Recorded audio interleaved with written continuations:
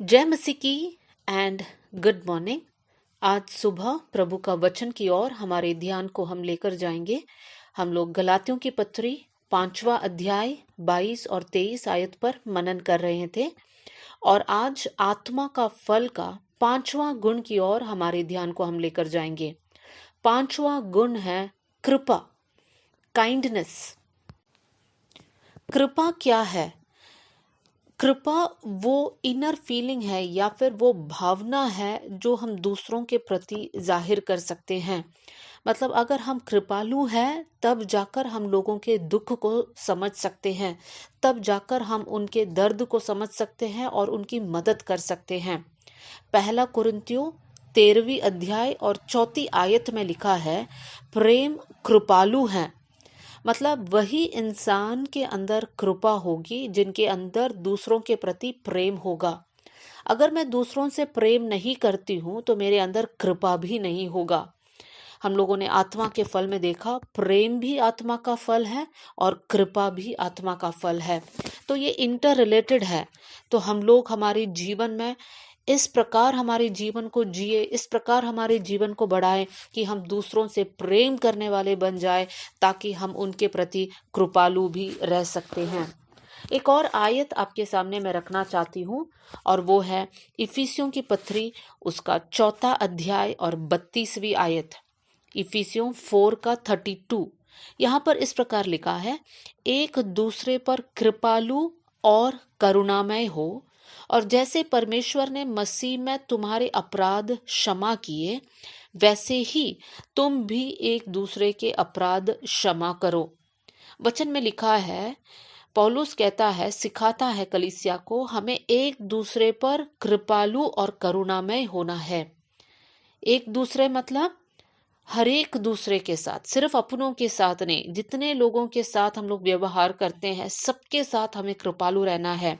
और उसी आयत को कंटिन्यू करते समय पौलुस ये लिखता है, जैसा परमेश्वर ने मसीह में तुम्हारे अपराध क्षमा किए, वैसे ही तुम भी एक दूसरे के अपराध क्षमा करो। कब हम एक दूसरे के प्रति कृपालु रह सकते हैं? जब हम उनकी गलतियों को देखकर माफ कर देते हैं। उनकी गलतियों को अगर हम माफ ही नहीं करते हैं तो हम उनके प्रति कृपालु रह ही नहीं सकते हैं, क्योंकि हमारे अंदर फिर उनके प्रति कड़वाहट या फिर द्वेष या फिर क्रोध उत्पन्न होगा। तो वचन हमें सिखाता है कि हम लोग कृपालु तब बन सकते हैं जब हम एक दूसरे की गलती को माफ कर देते हैं।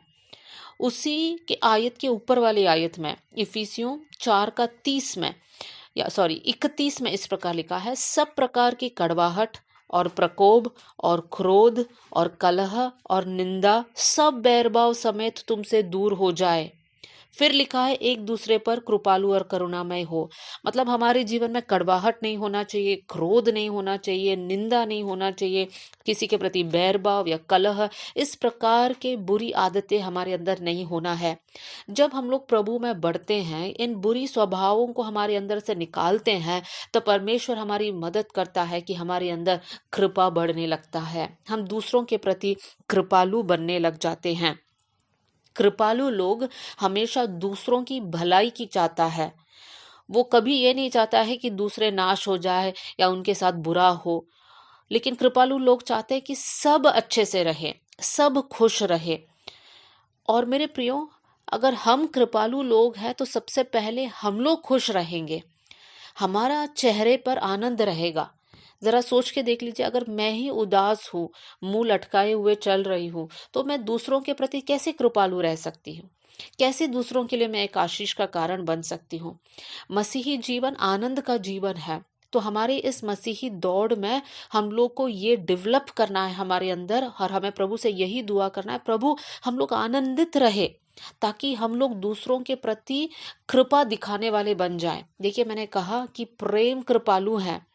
फिर अभी मैं ये बता रही हूँ कि जब हम लोग आनंदित रहेंगे तब दूसरों के प्रति हम कृपा दिखा सकते हैं। देखिए, आत्मा का फल में जितना भी गुण है एक दूसरे के साथ इंटर रिलेटेड है। तो हम लोग यही कोशिश करें कि हम लोग खुश और प्रभु में आनंदित लोग रहे। एक और आयत को आपके सामने रखना चाहती हूँ और वो है नीति वचन 11वीं अध्याय और 17वीं आयत। Proverbs 11 verse 17। यहाँ पर इस प्रकार लिखा है, कृपालु मनुष्य अपना ही भला करता है, परंतु जो क्रूर है वो अपनी ही देह को दुख देता है। यहाँ पर दो प्रकार के लोग हैं, एक है कृपालु मनुष्य और दूसरा है क्रूर मनुष्य। कृपालु मनुष्य और क्रूर मनुष्य दोनों विपरीत लोग हैं। जिनके अंदर कृपा है वो लोग क्रूर नहीं है, जो क्रूर है वो लोग कृपालु नहीं है। अब इन दोनों के बीच में हम कैसे इन लोगों को पहचान सकते हैं, या ये लोग जब कृपा दिखाते हैं या एक जन क्रूरता को दिखाते हैं तो इनके शरीर पर वो कैसे असर करता है, कर कर ये आयत हमें सिखाता है। कृपालु मनुष्य अपना ही भला करता है, लेकिन क्रूर व्यक्ति अपनी ही देह को दुख देता है। ये समझाने के लिए मैं इस प्रकार बोलना चाहती हूँ, जो क्रूर लोग हैं वो लोग हमेशा दुखी और गुस्से से भरा हुआ लोग, दूसरों की भलाई नहीं चाहने वाला लोग, दूसरों को माफ नहीं करने वाले लोग, इस प्रकार के लोग अपने ही देह को पीड़ा देते हैं, दुख देते हैं। वो लोग अपने ही शरीर में इस स्वभाव के कारण बीमारियों को इनविटेशन देते हैं। वो लोग बीमार रहते हैं या दुखी रहते हैं वो लोग। लेकिन कृपालु मनुष्य अपना ही भला चाहता है। जब ये कृपा का गुण हमारे अंदर होता है तब हमारा शरीर स्वस्थ रहता है। तो मेरे प्रियो, क्यों ना हम लोग ये कोशिश करें कि हमारे जीवन से सारा गुस्सा, सारा नाराजगी या माफ नहीं करने वाला स्वभाव को हटाकर हम प्रभु में बढ़े और हमारे अंदर कृपा का स्वभाव दिखाई दे। एक आखिरी आयत आपके सामने मैं रखना चाहती हूँ और वो है नीति वचन 3 अध्याय और 3 आयत, प्रोवर्ब्स 3:3। यहाँ पर हम इस प्रकार पढ़ते हैं, कृपा और सच्चाई तुझसे अलग ना होने पाए, वरन उनको अपने गले का हार बनाना और अपने हृदय रूपी पट्टियों पर लिखना। सेकंड लाइन में लिखा है, कृपा और सच्चाई को अपने गले का हार बनाना। देखिए, लोग हार क्यों पहनते हैं? हार पहनने से उनकी सुंदरता बढ़ती है।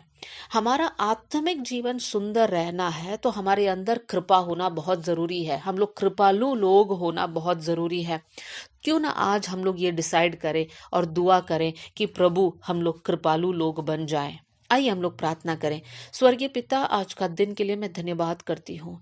इस वचन को सुनने वाले हर एक भाई और बहन के लिए मैं दुआ करती हूँ प्रभु, उनके जीवन में आप काम करना परमेश्वर पिता। उनके जीवन से नाराजगी को, गुस्से को, माफ नहीं करने वाले स्वभाव को प्रभु आप निकाल देना। अगर कठोरता है, क्रूर है, प्रभु आप उनको बदल दीजिए परमेश्वर पिता। आपका प्रेम उनको बदलने पाए प्रभु। हमारा जीवन में हम लोग कृपालु लोग बने परमेश्वर। कृपा हमारे जीवन में या हमारा गले का हार बन पाए कर कर हम प्रार्थना करते हैं प्रभु जी। एक दूसरे का हेल्प करने वाले, एक दूसरे को बढ़ाने वाले परमेश्वर, एक दूसरे को आनंद देने वाले लोग हम बन जाए प्रभु। आपने हमारी प्रार्थना सुन लिया, इसलिए धन्यवाद।